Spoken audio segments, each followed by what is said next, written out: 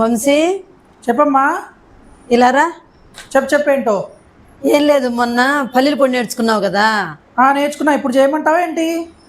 లేదమ్మా, చేయమనట్లేదు. పుట్నాల పొడి నేర్చుకుందురా, నేర్పిస్తా. పుట్నాల పొడి కూడా నేర్పిస్తావా? నేర్చుకుందాంలే నిదానంగా. లేదు, నాకు ఇప్పుడు ఖాళీ ఉంది, నేర్పిస్తారా? ఇప్పుడే నేర్పిస్తావా? అవును, ఇప్పుడే నేర్పిస్తా. సరేలే పద నేర్చుకుందాం. నేర్పిస్తా పద. ఏందమ్మా నేర్పిస్తా అన్నావు, సర్దుకుంటూ కూర్చున్నావు? మరి నీకు నేర్పించాలంటే అన్ని నేను రెడీ పెట్టుకోవాలి కదమ్మా. ఏం రెడీ చేసుకున్నావు ఏంటి అంతగానం?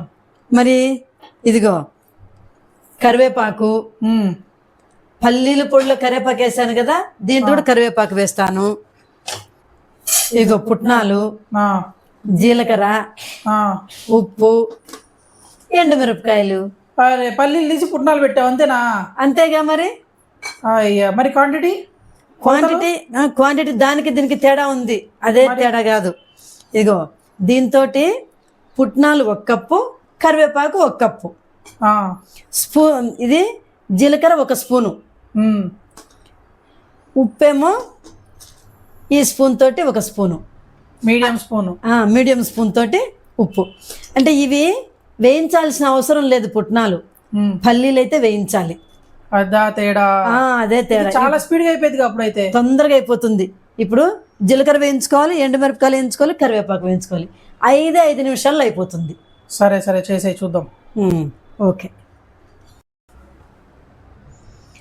మనం పల్లీలకు వేయించుకున్నాం కదండి కరివేపాకు, అలానే ఈ పుట్నాల పొడికి కూడా కరివేపాకు పలపల అనేటట్టే వేయించుకోవాలి. ఇప్పుడు మెత్తగా ఉంది కదా, పలపల అనేట్టు వేయించుదామండి. సిమ్లోనే పెట్టి వేయించుకోవాలండోయ్, మర్చిపోకండి. హైలో పెడితే మాడిపోతుంది. ఇదిగోండి కరివేపాకు పొలపలు అనేట్లు వేగిపోయింది. ఇదిగోండి పొగలు కూడా వస్తున్నాయి. ఇందులోనే పక్కకు వేసేసుకుందామండి.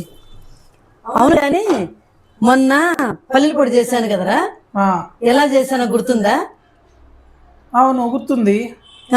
ఏం చేశాను చెప్పు, దానికి దీనికి ఏంటి తేడా? ఇప్పుడు నేను పుట్నాలలోనే కరివేపాకు వేసేసాను కదా, మొన్న పల్లీలో కలపలేదు కదా నువ్వు. అదే మరి, అదే చూస్తున్నా నేను. ఏం చెప్తావు చూద్దామని. కరివేపాకు విడిగా పెట్టావు కదా ఇంతకు ముందు, పల్లీలు విడిగా పెట్టావు. అదే రెండు కలిపావు.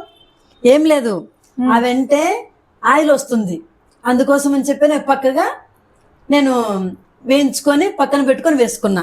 ఇదేం ఆయిల్ రాదు, ప్లస్ వేయించాల్సిన అవసరం లేదమ్మా. అందుకని ఈ 2 కలిపి వేసేసుకోవచ్చు.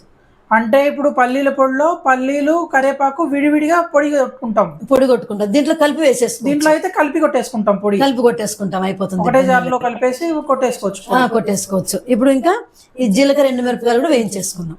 సేమ్ దానిలాగే. అది ఎలా అయితే మొన్న పల్లీల పొడిలో ఎలా అయితే వేయించుకున్నామో అలానే విడివిడిగా వేయించుకోవాలి, కలిపి వేయించకూడదు. ఎందుకంటే ఇది స్టవ్ ఆఫ్ చేయగానే వేసేస్తే సరిపోతుంది. ఇప్పుడు ముందు మిరపకాయలు వేయించేసుకుందాం.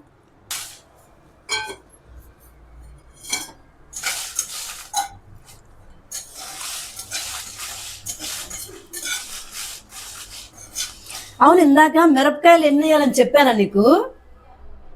ఆ డబ్బాలో సగం ఏదో చెప్పినట్టున్నావు. దీంట్లో పావు వేసుకోవాలండి, సగం కాదు. సగం వేసుకుంటే ఎక్కువ కారం అయిపోతుంది. పావు వేసుకోవాలి, అందుకని గుర్తొచ్చింది, చెప్పానా లేదా అని. ఇదిగోండి పల్లీలకు ఎలా అయితే వేయించుకున్నామో పుట్నాలకు కూడా అలానే వేయించుకోవాలండి. ఇక ఏగిపోయినాయి, ప్లేట్లో పోసేసుకుందాము. చెప్పానుగా జీలకర్ర స్టవ్ ఆఫ్ చేసి వేసుకోవాలని.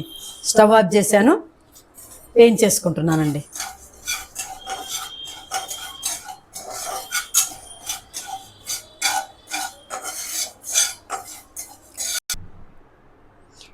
పల్లీల పొడికి విడివిడిగా వేసుకోవాలండి, పుట్నాల పొడికి అవసరం లేదు. అన్నీ వేసేసి జార్లో వేసేస్తాను, మిక్సీలో వేసుకొని వచ్చేద్దాం. చల్లారిపోయినాయండి ఇవన్నీ, ఎందుకంటే మనం పుట్నాలు ఏం వేయించలేదు కదా, ఎండుమిరపకాయలు ఇవే కదా వేయించాము. చల్లారిపోయినాయి, మిక్సీలో వేసుకొని వచ్చేద్దాం.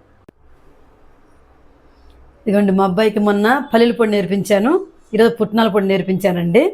ఈ పుట్నాల పొడి కూడా ఇట్లానే గాజు సీసాలో పెట్టేసుకోవాలండి, మూత పెట్టేసి.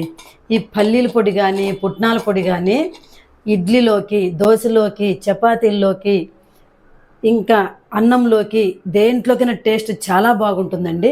అయితే అన్నంలోకి నెయ్యి వేసుకొని తినాలి.